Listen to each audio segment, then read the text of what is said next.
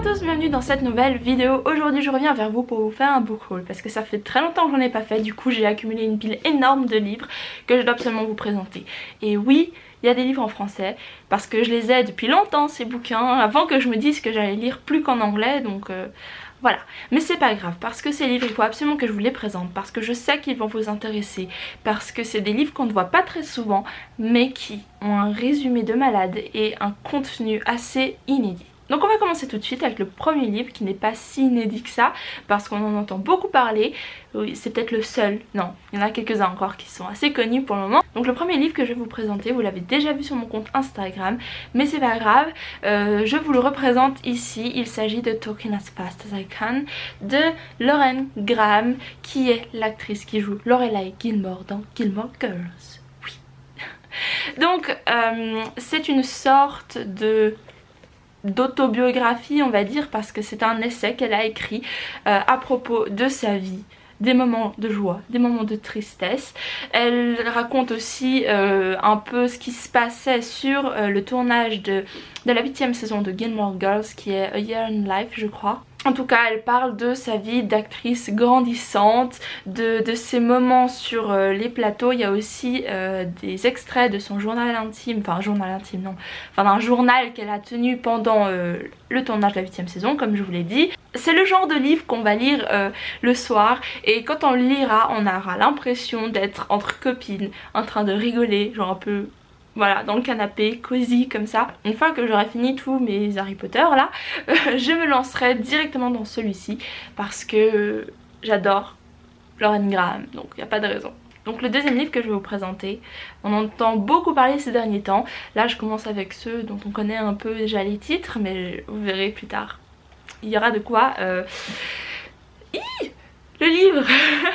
Je disais que plus tard il y aura des livres un peu plus inédits.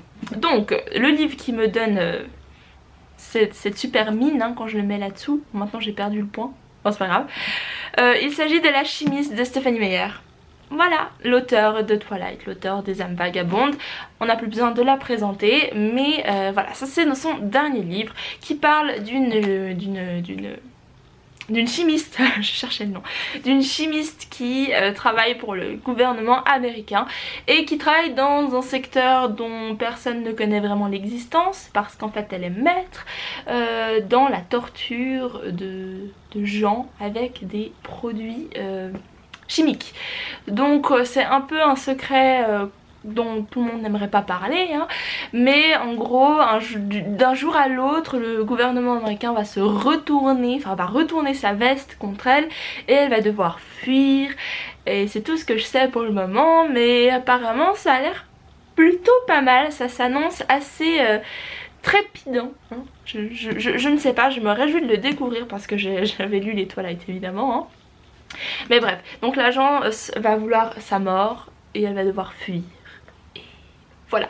Donc le troisième livre que je vais vous présenter, je suis sûre qu'il peut vous intéresser parce qu'il s'agit de Les Mortes Eaux de Andrew Michael Hurley. Un livre dont vous n'avez peut-être pas encore entendu parler, mais voilà, je vous le présente.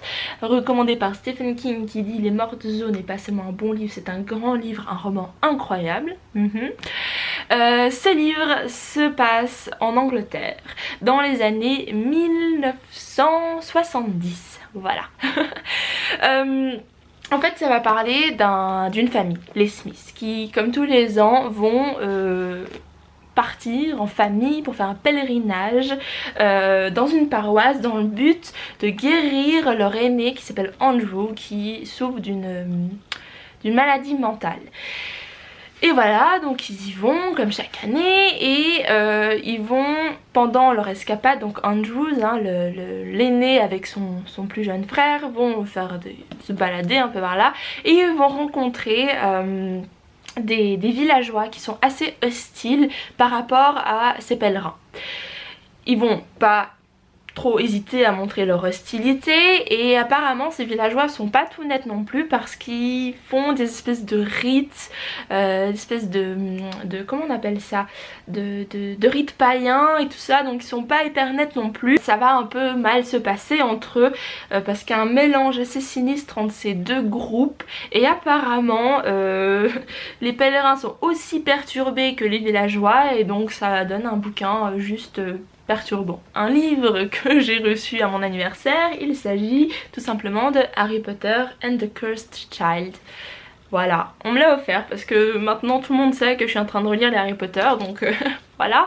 Je ne sais rien de ce livre et je ne veux rien savoir de ce livre. Je veux me lancer dedans sans avoir un seul indice de ce qui s'y passe, parce que plus tard aussi, j'étais à Londres il n'y a pas longtemps mais j'ai pas été voir la pièce parce que il fallait que je lise ça avant, mais je retournerai à Londres et j'irai voir la pièce pour le coup. Donc je remercie encore une fois la personne qui m'a offert ce bouquin et je me réjouis de le lire une fois que j'aurai fini le 5e, 6e et 7e tome. Voilà. En parlant toujours d'Harry Potter, je vous présente juste rapidement le livre que je suis en train de lire. Donc c'est Harry Potter and the Order of the Phoenix. C'est le 5e, oui, je commence à m'y perdre, ça fait tellement longtemps que je suis dedans que je commence à plus savoir où j'en suis. C'est le 5e, il est énorme. Je remercie aussi la personne qui me l'a offert à mon anniversaire. C'est une énorme brique, je suis genre à la page 7, super. Ensuite, le prochain livre que je vais vous présenter, lui aussi il peut vraiment vous intéresser parce que c'est un livre dont je n'ai jamais entendu parler sur YouTube, donc c'est le moment de vous en parler. Il s'agit de L'Esprit des morts de Andrew Taylor. Donc c'est un thriller gothique qui se passe à Londres en 1819 et on va rencontrer Thomas Shield qui est le professeur d'un jeune américain qui s'appelle tout simplement Edgar Allan Poe, qui est actuellement, enfin dans le livre, âgé de 10 ans et d'un autre jeune homme qui s'appelle comment il s'appelle, Charles Frent. Donc tout va basculer le jour où on va retrouver un homme mort et en fait le problème c'est que tous les indices indiquent la direction de la famille Frent. Frent, donc qui est tout simplement la famille dont Thomas Shield garde un des enfants ainsi qu'Edgar Allan Poe. Le problème c'est que Thomas Shield, le professeur, est amoureux de la maman de Frent, enfin de Charles Frent, donc Madame Frent. Bref. Du coup il va essayer de mener son enquête de son côté, probablement pour discriminer la femme qui l'attire, et apparemment il va découvrir un lien assez bizarre entre ces meurtres et le petit Edgar Allan Poe de 10 ans. Voilà, je trouve que c'est juste un synopsis assez dingue. De juste avoir un Edgar Allan Poe âgé de 10 ans, c'est... Voilà, je vais aussi le dévorer très rapidement. Il est vraiment très beau au passage. Donc le prochain livre que je vais vous présenter, il s'agit de Meurtre à Oxford de Tessa Harris. Donc ce bouquin nous parle des débuts de la médecine légale en Angleterre. Ça se passe en 1780. Donc on va tout simplement retrouver une femme qui a le malheur de retrouver son frère mort. Elle va donc appeler le docteur Thomas Kilson qui est un anatomiste. Et tout simplement, étant donné qu'il a des méthodes assez novatrices en termes de médecine légale, ça va pas plaire à tout le monde. Donc il va continuer son enquête et problème, il va recevoir des menaces d'un homme qui a l'air assez expert en termes de dissection. Mais problème encore, la mort frappe à nouveau. Meurtre à Oxford. Oxford, j'adore Oxford.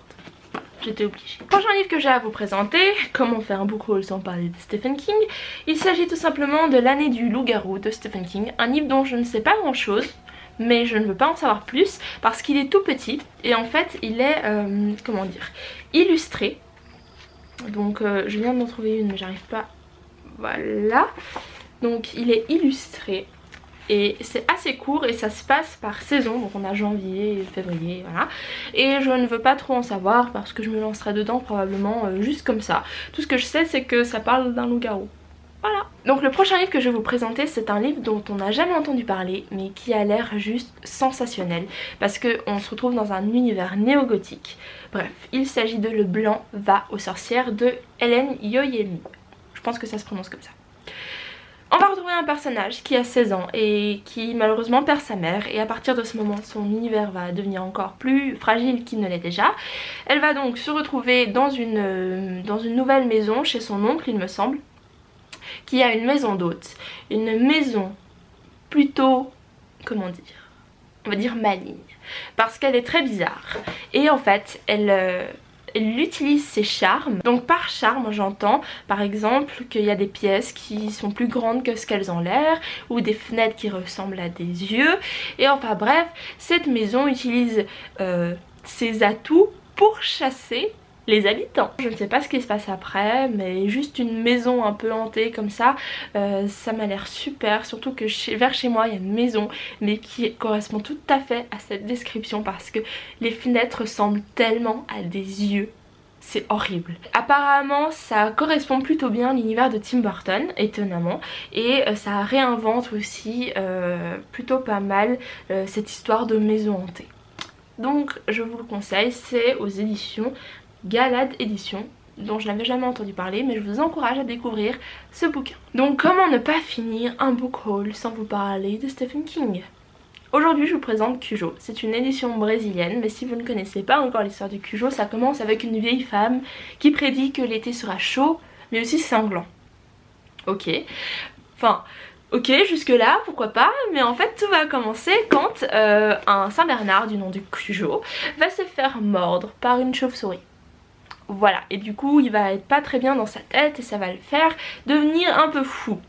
Mais apparemment tout ne commence pas en été, mais commence plutôt en mai, quand un jeune garçon dit avoir vu un monstre dans son placard. Voilà. Donc voilà, c'était tous les bouquins que j'avais à vous présenter. N'hésitez pas à me dire si vous avez lu déjà un de ces bouquins, si vous les avez aimés, ou si vous en avez d'autres à me suggérer. N'hésitez pas aussi à me suivre sur les réseaux sociaux pour en voir toujours plus. Et en attendant, je vous dis à très bientôt dans une nouvelle vidéo. Bye!